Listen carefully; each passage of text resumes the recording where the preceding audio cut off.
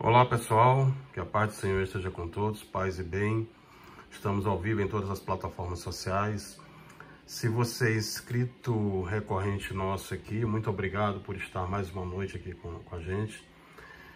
Bom, nós fazemos esse trabalho aqui desde janeiro, esse é o nosso canal, todos os nossos vídeos estão aqui com outros assuntos.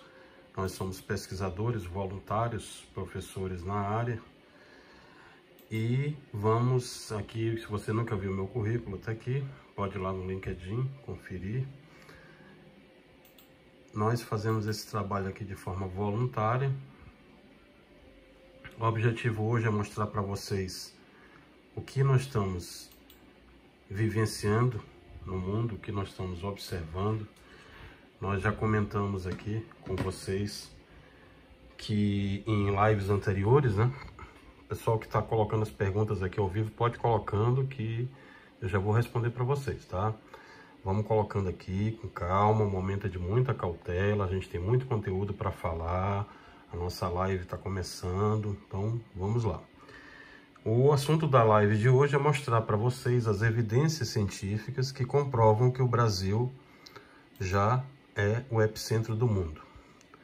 Aqui pelo World Meters, nós temos nesse momento 3.723.554 casos de coronavírus no mundo inteiro, com 257.972 mortes e 1.239.000 recuperados.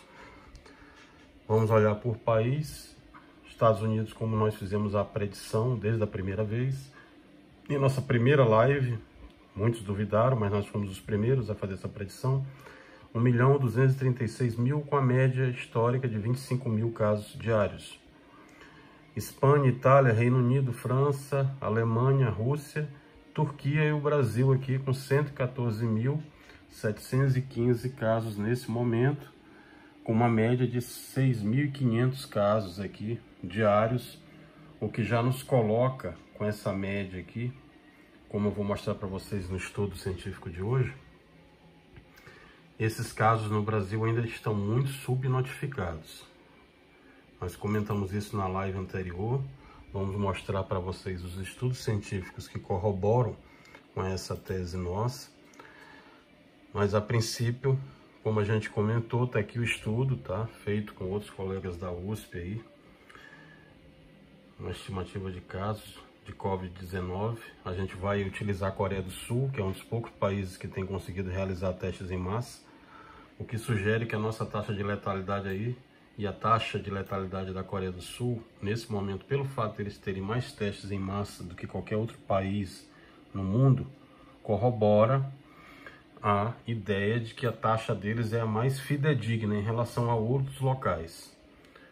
Claro, o outro fator que a gente pode levar em conta é a variação da pirâmide etária entre os países, né, no qual se realizam os ajustes necessários. E a gente vai descrever isso mais detalhes na parte aqui de metodologia, como foi feita a pesquisa. Mas esse é o gráfico de estimativa que já dá para vocês terem uma ideia do que eu estou falando. Nesse momento nós temos, oficialmente pelo governo, 108.000, aproximadamente 109.000 casos no Brasil, até 4 de maio. Aí a gente está entrando agora nesse momento, no dia 5, né? Então, pela minha predição aqui, pelos gráficos, estudos gráficos de dispersão e outros modelos de ciências de dados que nós temos aqui, pelo próprio modelo de transmissão interativa aí, esse modelo aqui, ele deve ir para um outro patamar. A gente deve chegar, no momento de encerrarmos aqui a nossa live de hoje, já com a data do dia de amanhã, esse número aqui já deve estar próximo de 115.000. Professor, como é que nós estamos com relação aos testes? Eu falei na live anterior. Vamos lá. Nós temos no Brasil, nesse momento, 114.715 pelo World Meters, que ele é mais rápido que o Ministério da Saúde. A gente sabe disso. Vamos lá. Se você pegar, nós nesse momento temos 339.000 testes realizados. Se você comparar com os Estados Unidos, que eu falei na live anterior, eles têm 7.697.000 testes. Nós ainda não estamos nem em 2% do que vai vir por aí. Se você pegar, eu já vou mostrar a análise aqui por município no Brasil inteiro, mas eu tenho uma análise de Harvard aqui que já mostra uma ideia do que eu vi lá e que eu posso transmitir para vocês aqui com relação... esse aqui é o estudo em mandarim, chinês. Eu comentei um pouco sobre ele na live anterior, eu já vou comentar também para vocês terem uma ideia do que vem por aí. Mas vamos lá, simulador de epidemia também comentei na live anterior, onde você tem os casos suscetíveis, expostos, infectados, removidos, recuperados, hospitalizados e as fatalidades com o R0, que é o nosso objetivo aqui. Em qualquer simulação de epidemia, nós temos que chegar no R0, o que Taiwan conseguiu, o que Coreia do Sul está correndo atrás para conseguir, o que a Nova Zelândia já conseguiu, eles já não têm, Hong Kong já conseguiu, a China ainda não conseguiu externamente, porque tem pacientes chegando aí, mas internamente já fez, né? Bom, onde eu quero chegar? Esse aqui é o estudo da cidade de São Paulo, Programa de Aprimoramento das Informações de Mortalidade, onde você compara e vê que realmente o que está sendo divulgado pelo governo aí ainda não é a numerologia estatística correta. Por quê, professor? Porque tem muitos casos subnotificados, inclusive como profissional do direito, tá? Como professor na área de direito, a minha obrigação como cidadão eu fiz. Eu encaminhei uma denúncia para o Ministério Público Federal, para o Ministério Público averiguar e procurar por que esses casos estão sendo tão subnotificados, já que isso é crime. Esses casos não deveriam estar sendo subnotificados, essas pessoas não deveriam estar sendo devolvidas para casa como estão sendo, sem ter tratamento, sem ser atendidas. Isso não está certo. Mas nós fizemos nosso trabalho, o Ministério Público já fez o seu trabalho também, já fez a apuração de denúncia. Com o trabalho que nós fizemos aqui, nós somos os primeiros a divulgar que haveria necessidade de lockdown. Nós fizemos isso ainda no mês passado, começo do mês de abril. Nós dissemos, olha, tem que fazer o lockdown. O Estado do Maranhão consubstanciou seu parecer com o nosso trabalho, com outros trabalhos, e graças a Deus foi o primeiro estado a fazer o lockdown. Isso significa que os outros estados têm que correr para fazer o lockdown. A nossa situação nesse momento é uma situação epidemiológica muito complicada. Muitas famílias vão ser contaminadas. Nós vemos falando isso aqui desde dezembro, quando eu ainda estava na China. Eu dei uma palestra em Harvard sobre o tema, falei com os chineses sobre o tema ainda em dezembro, quando aqui no Brasil estava começando ainda a se falar em Covid-19. E a gente continua a passos muito lentos. Vocês que me conhecem sabem que eu nunca opino de política, porque o meu objetivo aqui é ciência. Quem trabalha com ciência fala de ciência, a gente não fala de política. Mas o que eu vou mostrar para vocês é que essa situação que a gente tem hoje aqui, de ser o epicentro do mundo, é uma situação alarmante. Nesse momento e nesse cenário, a taxa de letalidade dos casos esperados para a Covid, baseada nesses dados que eu estou falando para vocês, dados da Coreia do Sul, corrigida para as faixas etárias da população no Brasil aqui, seria de 1,11%. Enquanto que a taxa de letalidade dos casos observados, essa linha azul aqui, ó, seria próximo de 6,41%, como apresentado aqui. O que eu quero dizer com isso? A taxa de letalidade dos casos ajustada, ela representa uma taxa de letalidade mais real, ajustando o cálculo da taxa pelo tempo médio entre a confirmação do caso e o óbito de 10 dias. Professor, não entendi nada. Vamos lá. O que eu estou dizendo para você é o seguinte, esse gráfico aqui, ele ilustra a situação atual estimada da população infectada por Covid e compara com os casos notificados, mostrando a discrepância do real cenário brasileiro de população de pessoas infectadas pela doença. Vamos lá. Observa comigo aqui. Essa linha tracejada em vermelho aqui são os casos ajustados preditos. Eu estou utilizando um modelo de predição. Já falei para vocês sobre isso na live anterior, como é que a gente faz o cálculo de epidemia. Se vocês não acompanharam, a primeira vez que está aqui no canal, volta lá e, por favor, olha a live anterior. Nesse momento, nós teríamos 1.525.803 casos ajustados preditos.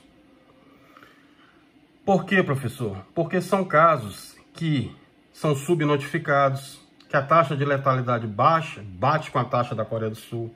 São casos, e olha que eu não estou nem levando em consideração os óbitos que não estão sendo registrados. Porque os óbitos aqui, a gente está trabalhando com a quantidade de óbito de 7.326. A gente sabe que é bem maior. Tem casos aí, tem relatos, O pessoal da Folha me procurou na live anterior, eu botei lá no blog da Educação e Poder. O Fantástico fez uma matéria com a minha live anterior, citando o número de famílias. Isso está tudo explicado lá minuciosamente. É só você voltar na live anterior lá. Como aqui o tempo da gente tem que responder as dúvidas, tem que falar do que está acontecendo, é muito pequeno, não dá para mim voltar às lives anteriores. Então é só você, por favor, voltar lá. Casos máximo. Até onde a gente pode chegar nesse momento? Nós podemos chegar aqui a esse pico aqui, ó. 2 milhões de casos no Brasil. Considerando essa distribuição de casos estimados aí por faixa etária. Mostra para mim por faixa etária, tá aí, ó. Nesse momento que eu citei para vocês na live anterior, nós temos a maior quantidade de pessoas contaminadas de 20 até 39 anos. De 20 a 29 é esse primeiro gráfico aqui, e de 30 a 39 anos esse outro gráfico aqui.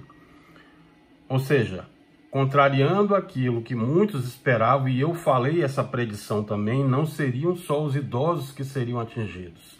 Esse foi um outro erro que nós cometemos como política pública. Falei para vocês na live anterior, fiz uma comparação com a gripe espanhola, expliquei para vocês que não era gripe espanhola, era gripe americana, porque na verdade a gripe começou com os americanos lá em Kansas, na Primeira Guerra Mundial, mas como os espanhóis tinham uma imprensa que era imparcial e noticiavam muito, acabou ficando como gripe espanhola.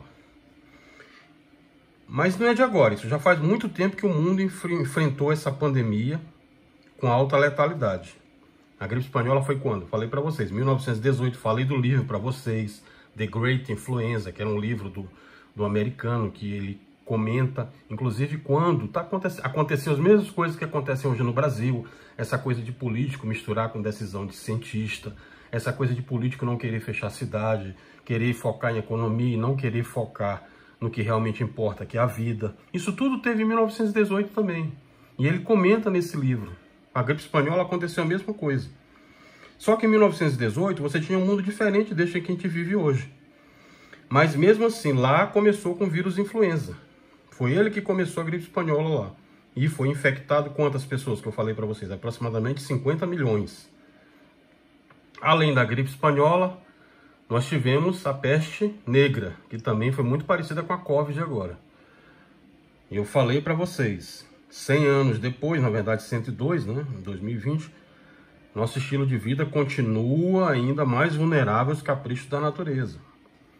Nós temos uma população hoje de quanto? 7 bilhões, não é isso? Vamos lá, 7 bilhões, vamos pegar aqui para mostrar direitinho. Gráficos, população nesse momento, sim, 7 bilhões. Então, o que acontece? Se você trabalhar nessa era da globalização, né, dessa movimentação rápida que a gente tem, populacional rápida, nessa era da comunicação instantânea, da exploração, eu diria até que refreada, né, inconsequente dos recursos naturais, nessa correria que a gente vive aí, a tecnologia até que ajudou, ela floresceu, nos promoveu avanços astronômicos aí, na medicina, na engenharia, no direito, na área de saúde pública. Você tem hoje melhores respostas do sistema, do treinamento dos profissionais de saúde. Você tem melhor um sistema de vigilância, né? Métodos diagnósticos melhores, suporte médico melhor. Já temos agora a telemedicina. O direito já consegue evoluir mais. Já temos a inteligência artificial, que a gente fez alguns trabalhos aqui, já mostrando para vocês. Temos algumas melhoras. Mas o que acontece? A intervenção de maior impacto, sem dúvida nenhuma, nós já temos comparado com a gripe espanhola, que seriam as vacinas, mas nesse momento nós não temos nenhuma vacina, nenhum remédio. Eu vou falar para vocês especificamente de vacinas na próxima live. A gente já tem 108 vacinas no mundo inteiro aí sendo trabalhadas, mas ainda vai demorar. O que a gente tem que fazer nesse momento, o que é? Isolamento social. E em alguns estados onde está tendo um volume muito grande de casos, já deveriam ter feito lockdown, como eu recomendei na live anterior. Nós temos que praticar o lockdown imediatamente para diminuir essa curva. Eu vou falando à medida que eu vou respondendo. Já estão chegando as perguntas aqui, está muito acumulado, já vou começar a responder, tá? Vamos lá, professor. E o isolamento social não funcionou? Não, claro que sim. Funcionou sim. Se nós não tivéssemos o isolamento que foi feito inicialmente, esse número seria muito maior. nós teríamos não teríamos próximo aqui de 3.800.000 no mundo inteiro, não. Teríamos muito mais casos. Isso aqui é um levantamento da Johns Hopkins University, tá? Se você observar, o que a China fez foi a maior operação de guerra da história. Eu estava lá, inclusive, falei para muitos de vocês e acompanhei e citei. Eles erraram inicialmente o vírus. A pessoa está perguntando aqui também com relação a vírus biológico. Não foi biológico, tá? O vírus ele foi natural. Eles erraram com relação a isso, mas eles não erraram com relação à implementação de política médica dentro da China. Foi a maior operação de guerra que já foi vista. Eu nunca vi aquilo em nenhum outro país. Olha que eu conheço muitos países. A gente, como professor na área, a gente viaja muito. E eu atravessei os 5 continentes viajando, eu nunca vi uma operação de guerra como os chineses fizeram.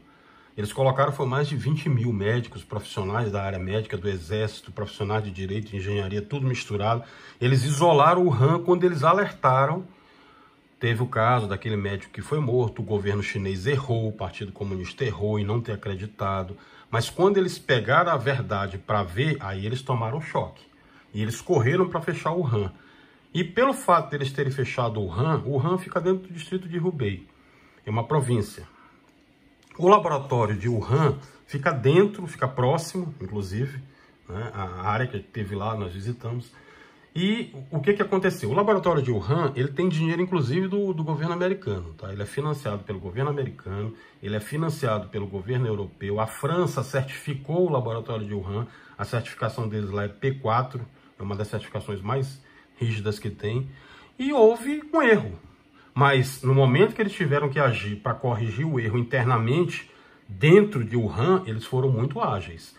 Tanto que se você pegar a China com 1.600.000 habitantes, e esse número que eles têm hoje de... Vamos lá, vamos olhar os números aqui direitinho. Esse número que eles têm hoje aqui de 82.000 casos, nunca que seria esse número aqui. Se eles não tivessem feito a operação de lockdown completo, como eles fizeram lá, quando chegarem em 326 casos, eles já começaram a falar em lockdown. Então a China fez uma operação muito rápida para segurar o vírus só aqui nessa área de Wuhan. Por isso que Pequim, Guangzhou, Xangai, as outras áreas da China, elas não foram tão atingidas. Eles foram muito rápidos aqui em cercar. Aí vem a segunda pergunta que estão fazendo aqui. Ah, professor, o mundo inteiro sabia em 7 de janeiro? Sabia, o mundo inteiro sabia em 7 de janeiro. A OMS divulgou para o mundo inteiro. Não estou tirando a culpa da China não, tá? Para que vocês entendam. Eu conheço muitos orientais, eles erraram.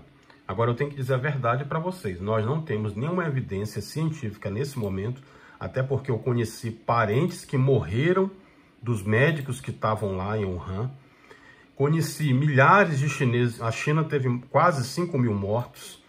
Eles investiram 2 trilhões na economia, então não faz sentido essa coisa de que seria uma arma biológica. Ninguém ia fazer uma arma biológica para gastar 2 trilhões, matar seus próprios parentes, ter um monte de pessoas mortas, amigos seus. Isso aí não faz sentido, tá? Isso está em estudo ainda, né? Como a gente sempre fala que a ciência, ela é dinâmica, isso está sendo estudado. Mas nesse momento, há evidências de que aconteceu isso? Não, não há.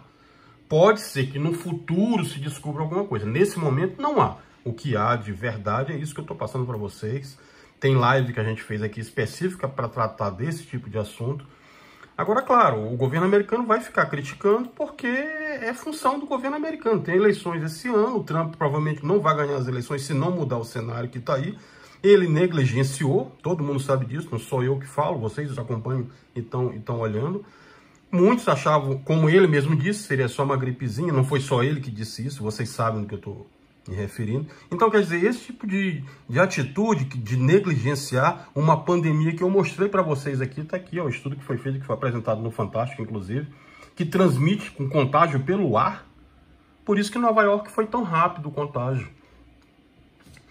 Então, claro, o mundo inteiro sabia em 7 de janeiro. Então, o mundo inteiro teve tempo de se precaver.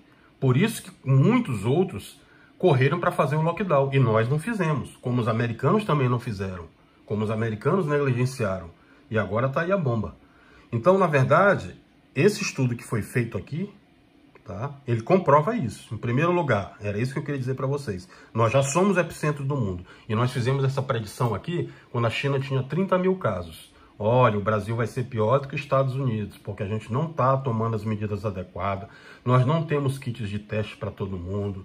Nós estamos só brigando por política e não temos planejamento nenhum. Entra político e sai política, não tem plano de ação. Nós não temos respiradores na ponta. Nós não temos essas pessoas que estão chegando nos hospitais para serem atendidas. Você vê um esforço muito grande de alguns políticos, mas nem de todos, para tentar se enquadrar à realidade. E isso prejudicou muito, porque a população que é ignorante, infelizmente, ela vai na cabeça de quem ela está olhando. Ela nem sempre tem como estudar, como pesquisar. Nem todos os nossos brasileiros têm esse tipo de curiosidade, deveriam ter por obrigação. Até porque aqui um exemplo, nós temos um canal aqui, onde nós transmitimos de graça, pesquisando o mundo inteiro, atravessando aí nesses 30 anos, com uma experiência internacional, que pode ser aproveitada. Então não é questão de que eu não sei quem me avisa. Não, tá aqui, tem um canal aqui, tem outros canais também, de pessoas que fazem esse trabalho voluntário, tentando ajudar e salvar vidas. Eu também tive parentes atingidos pela epidemia. Teve parente, quem acompanha a minha live aqui desde o começo sabe, eu tive parentes que foram mortos. Por quê? Por negligência médica. Tá aí, eu falei especificamente sobre isso. Mas, infelizmente, é no Brasil inteiro que está acontecendo. Você vê, não precisa ninguém lhe falar. Se você é negacionista, se você acha que não existe uma pandemia, tá aqui os números para você olhar. Eu não vou discutir política com você, estou discutindo ciência. Tá aqui, isso aqui é o mundo, é o que está acontecendo agora. E vou lhe dizer mais, e já falei essas predições aqui para quem me acompanha desde a primeira live. Essa pandemia ainda não vai ser a pior. Nós vamos ter pandemias ainda piores do que essa. Baseado em que, professor, que o senhor fala isso? Eu diria para você que nós temos aqui métodos diagnósticos, nós temos aqui ferramentas de inteligência artificial, ferramentas de engenharia que a gente tem acompanhado em Harvard, aí, em Stanford, aqui na UNB, na USP, na Unicamp, Universidade da China, Universidade de Hong Kong, Centro de Controle de Diagnósticos aqui nos Estados Unidos. No mundo inteiro, tá aqui, ó. Outro artigo também que cita. Nós estamos só no começo de uma grande crise que ainda vai vir aí. O coronavírus é só o começo disso. Escrevam o que eu estou falando para vocês. Não é pânico, não. É vida real. Se o ser humano não tiver uma modificação, isso aqui, ó, são estudos virológicos com características em 12 pacientes. Isso aqui evidencia que o vírus não foi criado biologicamente, que ele foi natural. Tá? Se você estudou medicina aí, você deve saber o que eu estou falando. Fica aqui à disposição. Eu vou deixar todos esses links aqui, como eu sempre faço, para vocês olharem com mais calma depois. Essa aqui é a curva de pressão hospitalar. Eu falei isso aqui para vocês na live passada. Professor, quando vai ser o pico? Tá aqui, ó. Isso aqui é estudo científico com calculadora epidêmica, utilizando engenharia e ciência de dados. Aqui não é política, não é achismo, não tem aquelas teorias que vocês já viram aí em grupos de WhatsApp e em Facebook. É ciência. Tá? Então, o que eu estou mostrando para vocês é ciência. Nós vamos ter o pico quando? Dia 1º de junho, tá bem aqui, ó. As UTIs vão lotar, tá? De 1º de junho a 7 de junho. Esse vai ser o pico. A demanda hospitalar, aqui, ó. Leitos clínicos disponíveis lá embaixo. Nossa população. Tem um estudo mais detalhado aqui. Vamos lá mais lá para baixo. A pirâmide populacional e a distribuição prevista de mortes. Eu não queria estar falando sobre isso. Ninguém gostaria de estar falando, pessoal. Ninguém quer ser profeta de coisa ruim. É vida real. Estou mostrando para vocês o que vai acontecer. E o que nós temos que fazer agora? Nós temos que fazer o lockdown. Nós temos que fazer o confinamento social. Está se falando isso desde janeiro. Está se falando em isolamento social. Eu falei para vocês em fevereiro, olha, existe uma probabilidade, pelos números que eu vi, eu morei em Nova York, eu conheço Nova York, eu estudei em Nova York. Pelos números, quando eu vi a epidemia chegando lá em Nova York, eu disse para vocês, olha, tem alguma coisa a mais que a medicina ainda não sabe. E quando a gente correu atrás, era exatamente a transmissão por aerossóis, que nós falamos para vocês aqui. Era a transmissão pelo ar. Tá aí, ó. Mostramos o estudo que o Fantástico comentou das famílias na China. Volta lá na live anterior que tem bem detalhadinho para você. Não vai dar para me falar aqui tudo por causa do tempo. Mas é só você voltar lá. Tá aqui, ó, estudo do Droplet na transmissão do vírus, do SARS-CoV-2. A ciência, ela está evoluindo. Nós tivemos um caso bom essa semana. Já descobrimos alguns anticorpos. Mas tem muita coisa para estudar. Isso aqui é o Japão, o que eles estão fazendo lá também. Mas tem muita coisa aqui na Fiocruz também.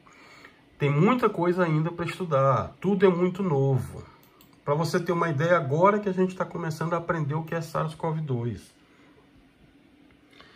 Se você comparar nossas ferramentas de maior eficiência comprovada contra a disseminação dessas doenças respiratórias virais, como a gripe espanhola e a Covid-19, são as mesmas de um século atrás. Ou seja, higiene das mãos, distanciamento social, usar máscara, que eu fiz uma live aqui específica sobre a máscara, 3 lives anteriores, quando ninguém falava de máscara, eu falei, olha, o que a gente pode aprender lá com os orientais, com a China, com Taiwan, com Hong Kong, com Coreia do Sul. Máscara, eles usam máscara lá desde a SARS-CoV-1, da MERS, da SARS. Há muito tempo que eles usam máscaras lá. E os Estados Unidos não usou. Quando chegou a pandemia lá, em fevereiro, todo mundo sem máscara, todo mundo andando em metrô, em ônibus, com contágio fácil, pum, foi rápido. Então eu falei para vocês, e agora eu vou fazer uma outra predição. Além da máscara, eu falei na live anterior para vocês, viseiras. Por quê, professor? Porque o contato não é só, o contágio não é só por contato, tá? O contágio não é só por partícula, por gotícula que chega até você. O contágio, ele vem pela transmissão aérea, por aerossol, pelo ar, pela poluição. O contágio é pelos olhos. O nosso amigo professor lá, o Lin Wen, que morreu lá na China, que foi o primeiro grande médico a estudar, inclusive ele virou uma grande referência na China, porque os chineses viram que ele deu a vida pela Covid. Tem até um dia lá na China específico para ele, nesse dia que ele morreu. Ele disse exatamente isso. Eu morri porque eu não sabia que eu pegaria pelos olhos. E desde esse dia que eu tenho falado para vocês, olha, viseiras. Quem usa óculos, continua usando óculos, mas usa uma viseira.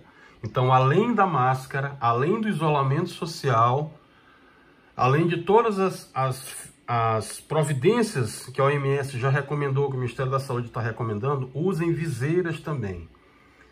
Falei para vocês na live anterior, a transmissão ela começa até pela sola de sapato. O vírus ele é invisível, ele é um fio de cabelo seu dividido por 300 mil. É um micrômetro que a gente chama. Então ele vem por qualquer lugar, na sua unha, ele encaixa na sua unha. Mais do que nunca, câmera, máscaras e viseiras, tá? Não esqueçam disso não, tá? Filha, pega um pouquinho de água pro papai, por favor. Bom, vamos lá, continuando então o nosso raciocínio. Distanciamento social se tornou um problema econômico tamanho que, segundo alguns, pode significar perdas financeiras. É o que a gente mais ouve as pessoas falar aí. Só que nós estamos falando de saúde. E não adianta você pensar em economia se você não vai viver. Então, primeiro você tem que pensar na sua saúde. A saúde da sua família. Isso é o mais importante no momento. Ok? Vamos lá. Esse estudo aqui em mandarim, tá? Ele fala exatamente sobre o aerossol. Aquilo que eu falei para vocês na live anterior. Mais uma vez, está comprovado, foi comprovado lá no laboratório de Wuhan. Isso aqui não é achismo, é experiência científica, comprovando que fluxo de ar condicionado carrega o vírus. E foi um dos motivos que na cidade de Wuhan, na China, infectou essas 3 famílias que eu citei para vocês em 3 ocasiões diferentes e que não tiveram contato.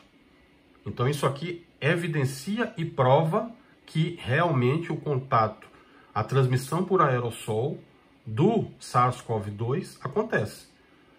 Para quem ainda tinha dúvidas, está aqui a comprovação científica. O contágio pelo ar existe, então você tem que ter cuidado com a máscara, sempre andar de máscara, sempre andar com viseira, porque a transmissão é pelos olhos também. Basta cair na sua mucosa, tá? Bom, vamos lá as perguntas, o pessoal está fazendo aqui. Professor, compara com a Europa, com os Estados Unidos? Bom, eu falei disso na live anterior, mas normalmente países de alto desenvolvimento econômico, como os países europeus, os Estados Unidos, eles têm maiores reservas para lidar com as perdas financeiras volumosas, né? Tanto com relação ao a Covid-19, a doença, provavelmente dito, quanto as medidas de resposta a ela. Mesmo assim, o desafio que a gente tem visto aí vai deixar marcas profundas. Já os países de baixo e médio desenvolvimento econômico têm sofrido para adaptar essas medidas de distanciamento social, medidas de quarentena, isolamento, né? E agora lockdown, que eu falei desde o mês passado. Nós temos que fazer o lockdown. Inclusive citei na live, olha, se você é administrador, se você é prefeito, governador, presidente, você responde lá no Tribunal Penal Internacional, você responde aqui por crime de guerra contra a humanidade.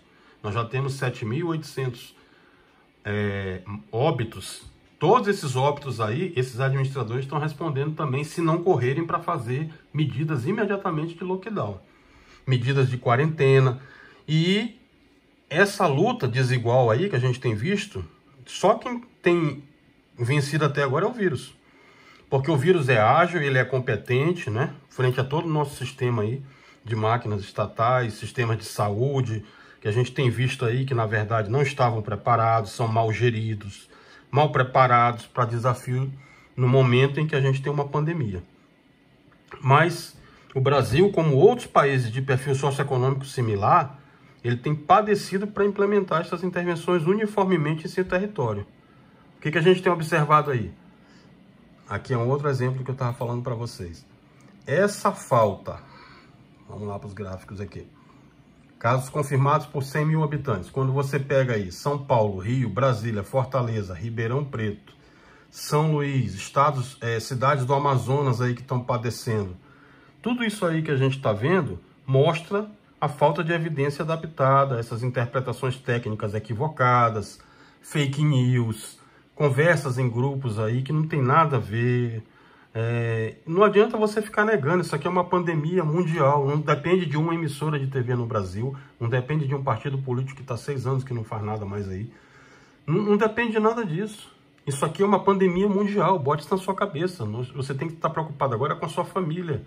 Porque cada vez mais, se você observar, conversa com o seu colega do lado, cada vez mais famílias estão se contaminando.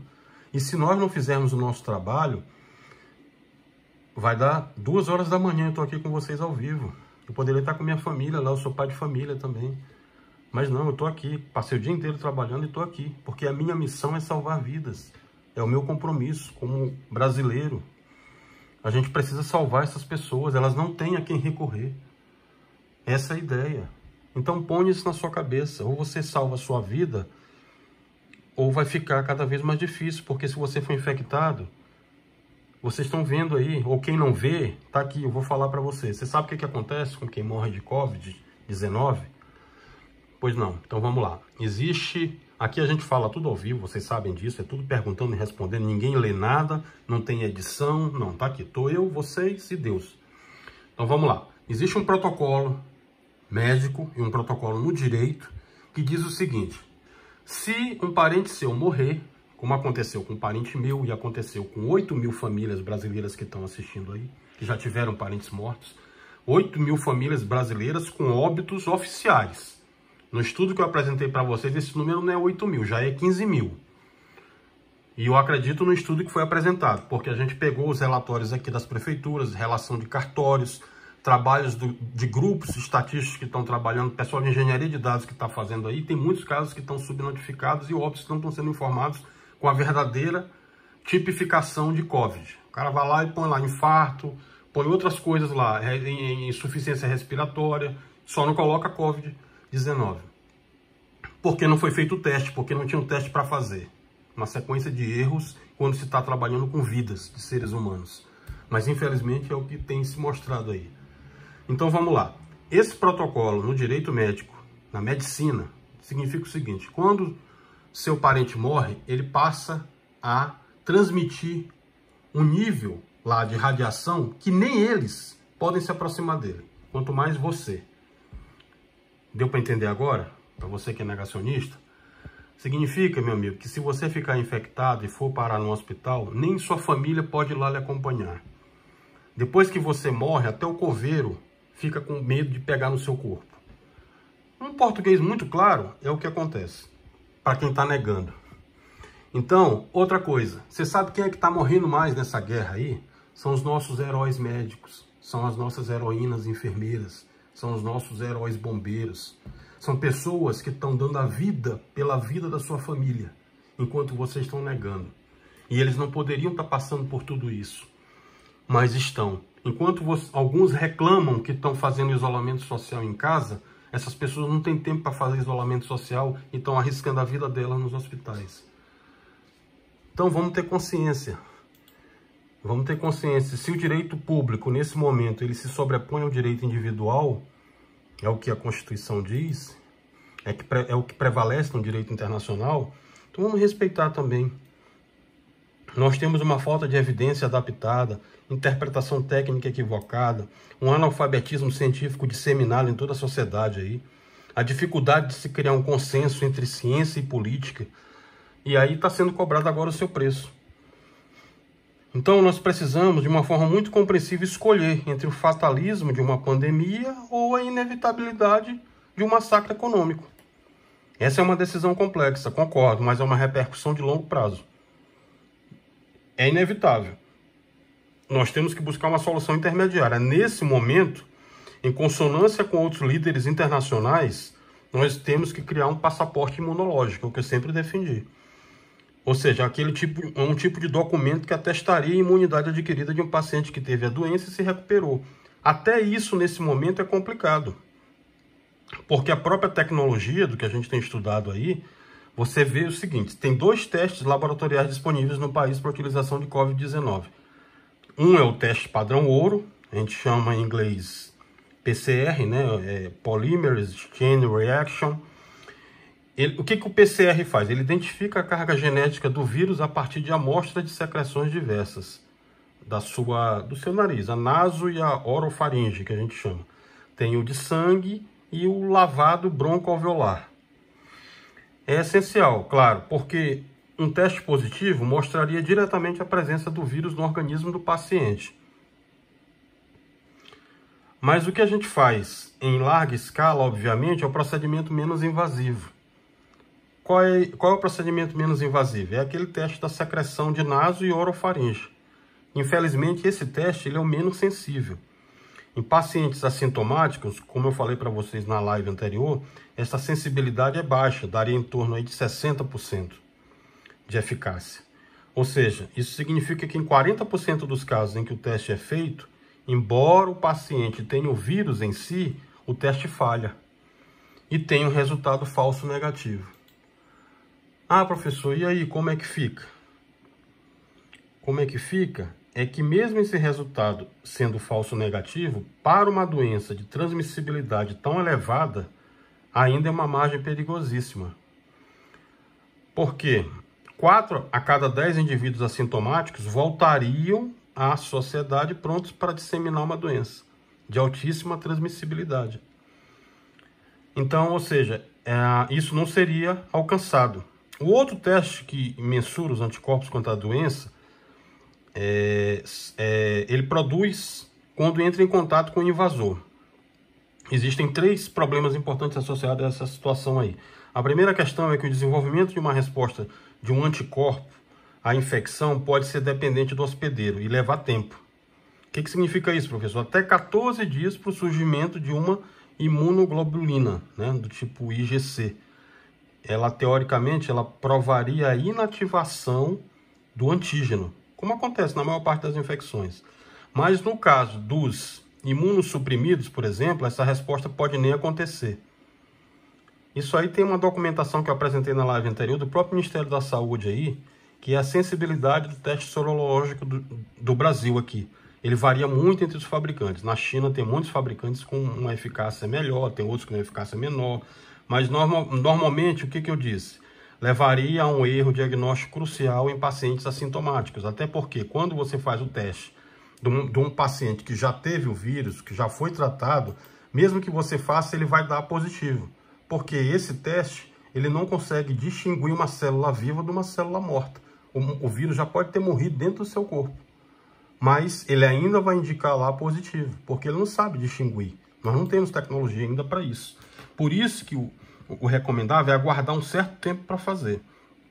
Outro problema é a especificidade desse teste, ou seja, quanto ele é capaz de ter certeza que esse resultado positivo significa uma resposta do organismo ao SARS-CoV-2.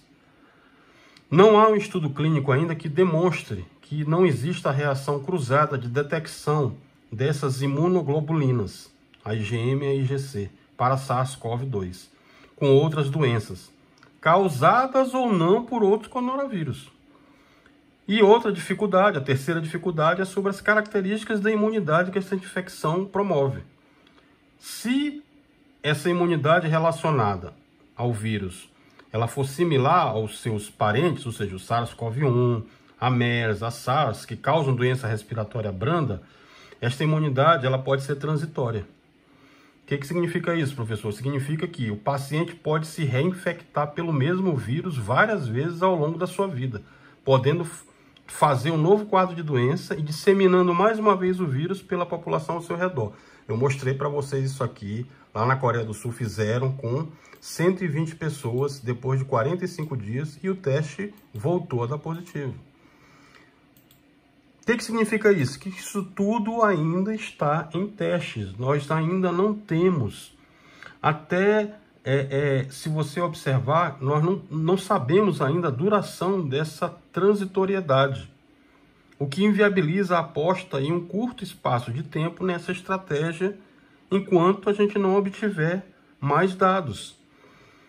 Isso é normal em qualquer tipo de pandemia, com a gripe espanhola também foi assim.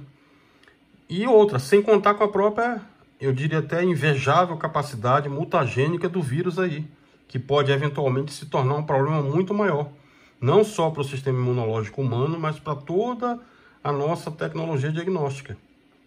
Basta você pegar aí os exemplos que nós mostramos na live passada de casos na China e na própria Europa em que o vírus já consegue fazer problemas neurológicos, influenciar problemas neurológicos, não só no sistema respiratório, né?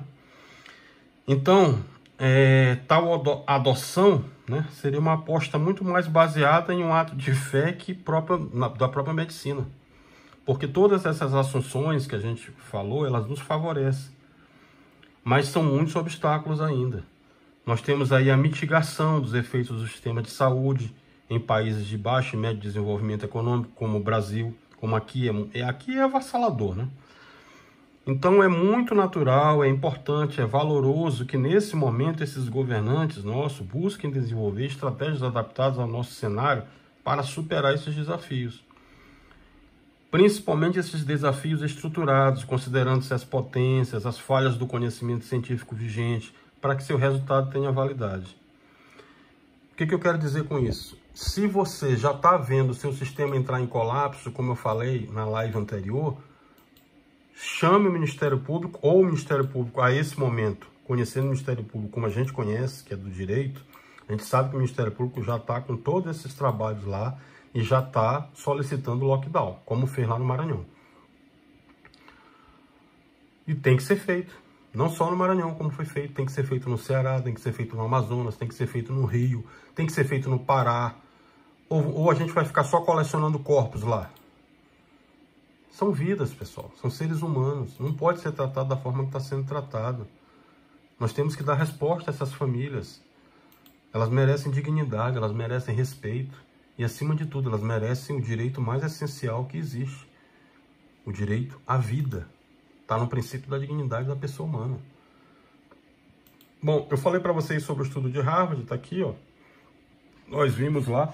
Está tendo muitos casos em que alguns médicos sequer sabem operar com equipamentos de ventilação novos. E isso a gente viu não só aqui no Brasil, no mundo inteiro está acontecendo isso. Tá? Porque são equipamentos novos, exigem uma proficiência técnica nova, tem que se fazer treinamento específico disso para esses médicos, para os enfermeiros, para todo mundo que está lá. A maioria não sabe. E isso é normal em uma pandemia. O que não é normal é nós ficarmos sem ser proativo. Corre e dá treinamento. Corre e compra respirador e coloca lá. O que não pode é, a essa altura do campeonato, as pessoas estarem Tudo isso que eu falei está aqui nas lives para vocês, tá? Vocês podem ir lá. Se você acha que a gente está no caminho certo e você também está preocupado em salvar vidas, clica bem aqui, ó, inscrever-se no canal para você ficar recebendo. Toda semana a gente faz uma live científica sobre o tema. Fazemos lives jurídicas também. Fazemos lives de solidariedade, ajudamos pessoas, tá aqui, ó. Fizemos uma aqui específica na área jurídica aqui para ajudar. O que eu faço para receber meu auxílio, como o plano de saúde trabalha na área do direito, estou negando atendimento, o que eu faço, meu parente está contaminado, como é que eu consigo me eliminar? Isso aqui tudo tá aqui, a gente faz de forma solidária, de forma para ajudar essas pessoas. E você pode colaborar clicando, se inscrevendo no canal, indicando para um amigo, tá? Venha salvar vidas comigo. A intenção aqui é a gente salvar vidas, tá?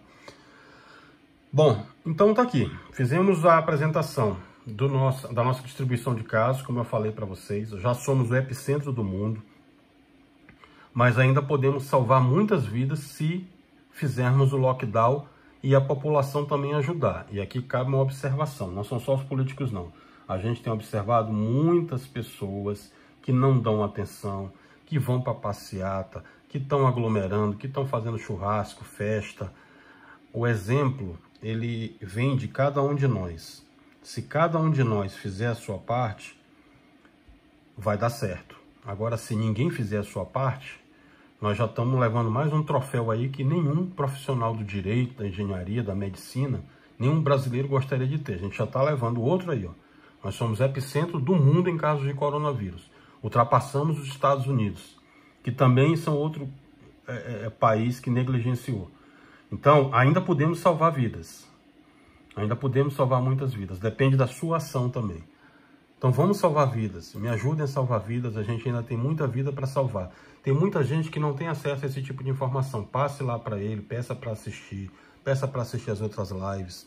Tá? Nós temos um trabalho aqui na CAGO, que é uma comunidade científica de pesquisadores voluntários, autônomos, que é ligada a Harvard, a Universidade de Georgetown também, que tem todos esses relatórios aí que a gente tem comentado com vocês, e são relatórios que cada vez mais chegam com números grandiosos e que a gente precisa dar atenção. Nesse momento nós temos muitas vidas para salvar e eu preciso salvar essas pessoas, vocês precisam me ajudar. Nós não podemos ficar de braços cruzados. Vão morrer muitos brasileiros, vão morrer muitas pessoas no mundo se a gente não fizer nada. E a gente pode fazer. Cada um de nós tem a obrigação de alertar o seu vizinho, o seu colega, aí, o seu colega de WhatsApp que vive compartilhando um monte de besteira na internet, para agora e diz, olha, isso aqui é sério, isso aqui é referente à sua família, é a sua forma daqui para frente. Nós não vamos ter o normal. Aproveitando e respondendo a pergunta que chegou aqui, tá? A Priscila aqui de Miami, nos Estados Unidos. Se a pessoa acompanha seu canal, tá ótimo. Obrigado, tá, Priscila? Nós não vamos ter um normal não, tá, Priscila? Nós vamos ter um novo normal. Eu expliquei isso na live anterior. Nós vamos ter um mundo onde essas atividades higiênicas, essas atividades de isolamento social, elas vão ser cada vez mais comuns. Mas isso não significa que vai ser o final do mundo, não. Nós vamos ter um mundo melhor para frente, onde terá mais esse tipo de comportamento que vocês estão vendo aqui, telemedicina, teletrabalho, faculdades e estudos pela internet. O contato social, ele vai ser cada vez menos presente na sociedade. Isso vai ser um novo modo de se encarar a normalidade. Novos modelos de comércio vão existir com delivery, com entrega. Todo o comércio vai ter que se readaptar a esse novo cenário, mas não é o fim do mundo. É o começo de uma nova normalidade. Isso já vem mudando antes da Covid.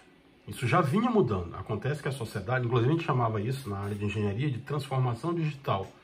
O pessoal que trabalha com ciência de dados aqui com a gente, o pessoal falava muito de transformação digital. Pronto, transformação digital chegou. LGPD, tá aí, o pessoal que trabalha com direito, invasão de privacidade, estudos, né? Lei Geral de Proteção de Dados. Chegou. Agora a hora é essa. Então, todos nós vamos ter que se adaptar a esse novo cenário. É isso que vai acontecer. A única coisa que não pode acontecer é a gente continuar da forma como estava fazendo antes. As pessoas na rua, saindo, se aglomerando, em festa, em passeata, tocando um no outro, um outro abraçando o outro. Isso aí é suicídio. Isso aí não pode acontecer mais. O modelo agora está mostrando isso. Quem duvidar vai pagar com a vida. Não tem que ser negacionista, não. É uma discussão que não tem muito o que conversar. Você vai ver. Você vai olhar para o lado e vai estar vendo pessoas sendo contaminadas, velório, que a gente já está vendo aí. Em muitas cidades brasileiras a gente já está vendo. Nem caixão não tem para enterrar, porque já faltou. Não tem como chegar. Né? Cidades onde não tem como uma família chegar onde está o paciente, porque o barqueiro já não está mais trabalhando. De Manaus, do interior do Amazonas, interior do Maranhão, não chega na capital. E vai morrer lá, vai ficar lá. Então, não duvide não, a situação é muito séria, requer sim um comportamento, uma mudança de comportamento imediata e atenção para toda a sua família. Não fique nessa teoria negacionista que isso não vai levar a nada. Quando você menos esperar, você vai ter uma surpresa muito pior e vai lembrar do que eu falei aqui. Vou dar um exemplo para você. Quem acompanha minhas lives desde janeiro aqui lembra disso. Quando eu avisei para vocês, olha, cuidado, tem uma coisa aqui que está acontecendo na China que eu nunca vi igual, é uma pandemia e o comportamento mudou aqui na China, você começa a olhar que as pessoas mudaram, tá morrendo gente, contaminando, médico, mudou tudo aqui, isso vai chegar aí no Brasil, já está indo para os Estados Unidos, para a Europa, foi tudo muito rápido, mas foi em 7 de janeiro. Hoje, nós vamos entrar em 6 de maio de 2020. Não tem que dizer que não deu tempo. Todo mundo teve tempo sim de se preparar. O que muitos não fizeram foi encarar com seriedade e negligenciaram. E o resultado está aí agora. Nós ainda podemos salvar muitas pessoas. Pela nossa projeção, o Brasil chega, nesse momento, em mais de 1 milhão de casos. Isso não é achismo, é ciência, eu comprovei para vocês. Significa que nós estamos já acima dos Estados Unidos com 1.200.000 casos. A gente tem que tratar com muita seriedade. Onde ainda não foi feito lockdown, que seja feito imediatamente. Que nós ainda possamos salvar muitos brasileiros, porque a coisa vai ficar muito pior. Ainda há tempo. Tá bom? Bom, vamos lá. As perguntas que estão chegando aqui. Professor, o plano de saúde, a marca aqui, eu não vou citar marca, tá? Não aceita o exame do coronavírus. Só aceita se pagar no dinheiro. Não pode, é ilegal. Eu falei isso para vocês, pega a minha live aqui, jurídica, de plano de saúde, essa bem aqui, ó. Vai lá, abre lá, que tem tudinho lá. Nós comentamos com a resolução da Agência Nacional de Saúde, a ANS, comentei detalhadamente para vocês. Você pode ligar lá, tá? Abre a live primeiro, assiste a live inteirinha para você entender. Juridicamente, se você não é da área do direito, você tem que entender o que a gente está passando primeiro para poder contra-argumentar, poder tomar a iniciativa correta. Isso tudo eu falo lá para você, tá? Professor, cortaram minha energia.